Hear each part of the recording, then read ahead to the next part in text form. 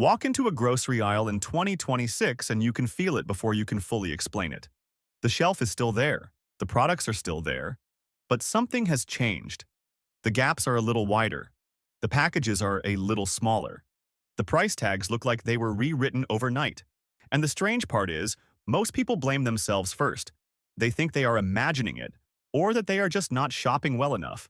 They are not imagining it. The pressure is real, and it is built into the system. This video is not about panic. It is about protection. Because the pantry does not usually break all at once. It shifts item by item. The most useful staples get tighter, pricier, or quietly reduced before a lot of shoppers notice. And if you understand which items are under the most pressure, you can buy with more control, waste less, and stop getting surprised at the register. So let's walk through the 11 pantry staples most likely to feel harder to find, thinner on the shelf, or more expensive in 2026. Not because everything disappears, but because these are the items where the squeeze shows up first. Number 11 is the low-profile canned proteins that sit on the bottom shelf and rarely get any attention. Things like store-brand chicken, budget meat cans, and the less popular fish options. These are often the first to get reduced because they do not move as fast. If a store has to make room, it does not remove the item shoppers ask for every day. It trims the slow movers first. That is why shoppers miss the change. They walk past the same aisle for months and assume nothing happened. But the label may have changed, the can may have shrunk, or the store may simply have stopped carrying the cheaper version altogether and replaced it with a more expensive one. The practical move here is simple. If you use one of these products regularly, watch whether the exact size and brand are still being restocked. Do not buy a backup just because you saw a gap. But do pay attention if the same item starts disappearing on more than one trip. That is a real signal. Number 10 is the pantry fish aisle, and this one deserves attention because it looks stable right up until it does not. Tuna, sardines, salmon, and mackerel each face pressure in different ways. Seafood supply is never one clean number. It is fuel, labor, fishing conditions, processing, packaging, and transport all hitting the same can. Tuna often feels like the default pantry protein, which is exactly why price changes can sneak up on people. Sardines and mackerel usually look cheaper per can, but their value depends on where you shop and what size you're getting. Salmon is often the most vulnerable to higher price swings because it already sits in a more expensive part of the market. Here is the consumer rule. Do not shop by brand loyalty alone. Shop by price per protein and by versatility. If a can works in multiple meals and stores well in your pantry, it has real value. If it is just sitting there because it was always there, it may be costing more than you think. Number 9 is canned tomatoes and tomato paste. This is one of those categories people underestimate because it feels ordinary. But canned tomatoes are a backbone food. They quietly support soups, sauces, stews, and quick meals. When this category gets squeezed, a lot of everyday cooking gets more expensive at once. Why this item? Because tomatoes are exposed to weather, farm input costs, transport costs, and packaging costs. Then there is the can itself. When container costs rise, even a basic item like tomatoes can be hit from more than one direction. Tomato paste is especially important because it often gives more concentrated value than diced or crushed tomatoes. A small amount can carry a lot of flavor and stretch other ingredients. That makes it useful when budgets are tight, but it also means the smaller, higher-value formats can get repriced quickly when demand shifts. If you use these often, the smart move is not to overbuy. It is to know your normal size and your normal price. Once you know what a fair shelf price looks like in your area, you can spot when a good value is fading before it becomes a regret. Number 8 is shelf-stable fats. And this category matters more than people realize because it affects nearly every meal. Olive oil, coconut milk, evaporated milk, and similar long-life fat-rich items do not always get discussed as survival foods. But they are utility foods. They help stretch meals, improve texture, and make simple ingredients feel complete. When these items rise, the pressure spreads fast. You may not notice it from one bottle or one can, You notice it when cooking becomes less flexible. You notice it when a familiar meal suddenly costs more just because the fat or dairy base went up. This is why format matters. A better container, a better size, or a better shelf life can be worth more than a brand name. If you are comparing oils, compare the size and the unit price, not just the bottle design. If you use evaporated milk or coconut milk regularly, keep an eye on whether the packaging size is changing. Shrinkflation loves products that people do not inspect closely. And that brings us to a bigger pattern. The store can make an item look unchanged while quietly changing the economics of the item. Same label, smaller can, higher unit price. That is how pantry pressure hides in plain sight. Number 7 is beans and legumes, especially chickpeas and similar canned beans. These are not flashy, but they are one of the strongest budget protections in the pantry. They bring protein, fiber, and flexibility without forcing you into high meat prices every time you cook. What makes them especially important in 2026 is that they are one of the few categories that can still absorb a lot of price stress before they become unusable. Even then, the useful ones may not disappear. They may simply become more expensive, or the packaging may change, or the store may limit the number of low-cost options.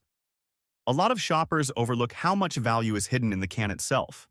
The liquid, the drained weight, the portion size, and the ability to stretch into multiple meals all matter. Not every product has to be cheap to be useful, but it should earn its place in your pantry. If you already use beans and legumes, keep a modest rotation of the ones your household actually eats. Not a pile. Just enough to keep your meal options flexible when other proteins jump in price. That is how pantry planning protects money without becoming wasteful. Number 6 is the beef can aisle, along with other higher-cost shelf-stable meat items. Corned beef and similar products sit in a strange place. They are not everyday impulse buys for most people, but when people need them, they need them.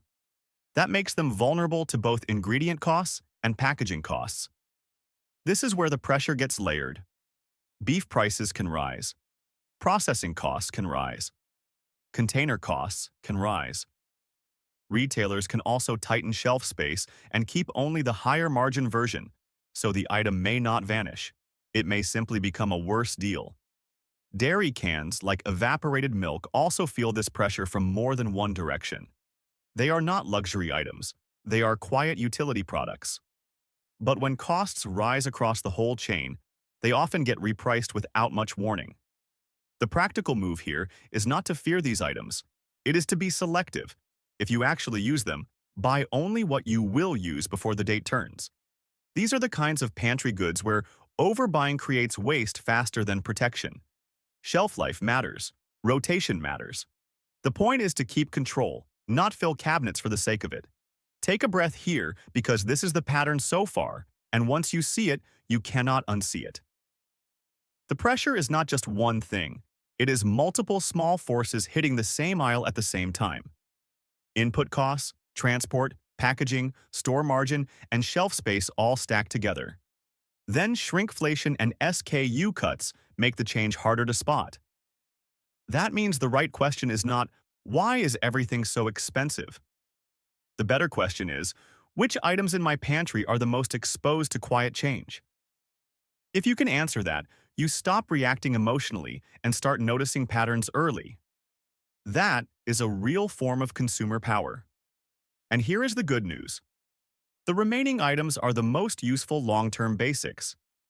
These are the ones that can protect a household budget the most if you understand them properly.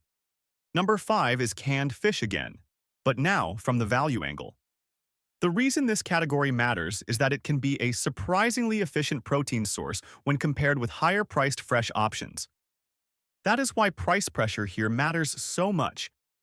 When canned fish gets tighter, a useful budget tool gets weaker.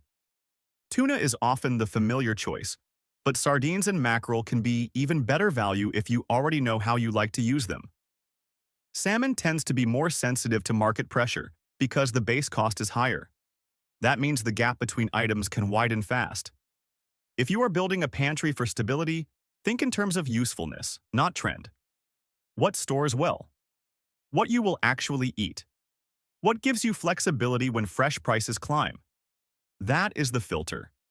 Not brand hype, not social media, not whatever happened to be on sale once. A lot of people assume the cheapest can is automatically the best value. Sometimes that is true. Sometimes it is not. The real value is the cost per usable meal, and canned fish can shift a lot depending on size and quality. That is why the shelf matters more than the advertisement. Number 4 is olive oil and other high-value cooking fats. This category deserves its own place because it does something almost nothing else can do. It turns basic food into a complete meal. It gives texture, flavor, and cooking stability. And when it gets expensive, people feel the loss immediately. Olive oil has been under broad pressure in recent years from weather, supply strain, and global demand. But even without headline drama, it remains exposed because it is a premium staple. And premium staples do not need to disappear to hurt budgets. They only need to stay expensive for longer than shoppers expected. The best buying move here is format awareness.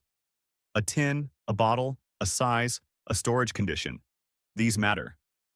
If you use olive oil regularly, do not chase the prettiest bottle. Chase the one that gives you the best unit value and the best chance of being used before it goes stale. And if you do not use it often, that is useful too. It means you do not need to force it into the pantry just because it sounds smart. Only buy what your real household habits justify. That is how you avoid turning a protective move into waste. Number 3 is coconut milk. This is one of those products that can look niche until you realize how often it shows up in cooking bases, soups, sauces, and quick pantry meals. It is also a good example of a category that can get squeezed quietly because it is not on every shopper's radar. When a product is used by a smaller group of buyers, it often gets less shelf protection. A store can carry fewer versions. A distributor can reduce options. A price jump can happen without creating much noise because only a slice of shoppers notice right away. That is why coconut milk belongs on this list. It is not just about the item itself. It is about how easily niche pantry products get trimmed when the retail environment gets tighter. If you use it, store it like a useful tool, not a luxury impulse. Check the can size. Check the best buy date. Check whether you are buying it because you actually cook with it or because you were worried you might need it someday. There is a difference, and that difference protects your money. Number 2 is canned tomatoes again, but this time from the consumer strategy angle. The reason this category is so important is that it affects the entire meal system, not just one dish. When tomatoes get more expensive, the cost lands across sauces, braises, stews, and quick weeknight cooking. That is why this category often feels like a quiet tax. It is not dramatic. It is not exciting. It just makes basic cooking less forgiving. And this is where pantry control becomes practical. If you know the exact items your household uses every month, you can buy ahead in small measured amounts when the price is fair, not stockpiling. Just staying one step ahead on items that are already part of your real routine. That one shift matters. Because the grocery system often counts on shoppers reacting late. The store knows most people will notice after they run out, not before. If you stay aware a little earlier, you regain the advantage. Number 1 is the everyday core. The plain pantry staples that do not look vulnerable until you realize they hold the whole system together. The biggest risk in 2026 is not one dramatic empty shelf. It is the slow thinning of the items. Households depend on most because they seem ordinary. That means the real watch list is not only what is missing, it is what is becoming less favorable. Smaller packages, fewer low-cost options, higher unit prices, more gaps between restocks. A cheap staple that used to be easy to rely on, now requiring more attention. This is why you should think of your pantry as a financial asset, not a pile of food. A well-managed pantry protects you from last-minute retail pressure. It reduces waste. It gives you flexibility when prices spike. And it helps you avoid paying premium prices just because you were forced to buy at the wrong time. So here is the practical checklist. Watch unit price first, not shelf price alone. Check package size every time because shrinkflation is often hidden there. Pay attention to best buy dates so you do not create waste while trying to avoid it. Buy a little ahead on the items your household truly uses, but do not buy out of fear. Rotate what you have. Keep the pantry organized enough that you can see what you own. And when one item starts getting harder to find, do not panic. Just notice. That notice is power. Because once you see the system, the grocery aisle looks different. The store is no longer just a place where things happen to be expensive. It is a place where pressure moves in patterns. Some items are protected longer. Some are squeezed earlier. Some are quietly downgraded until the value is gone before the label changes. You do not need to beat the system. You only need to understand it well enough that it cannot keep surprising you. If this breakdown helped you feel more in control of your grocery spending, stay with us. The next step is not fear. It is awareness. And if you want, share in the comments which pantry staple is already changing in your area, because that kind of local pattern is often the first sign that the shelf is moving, before the headlines catch up.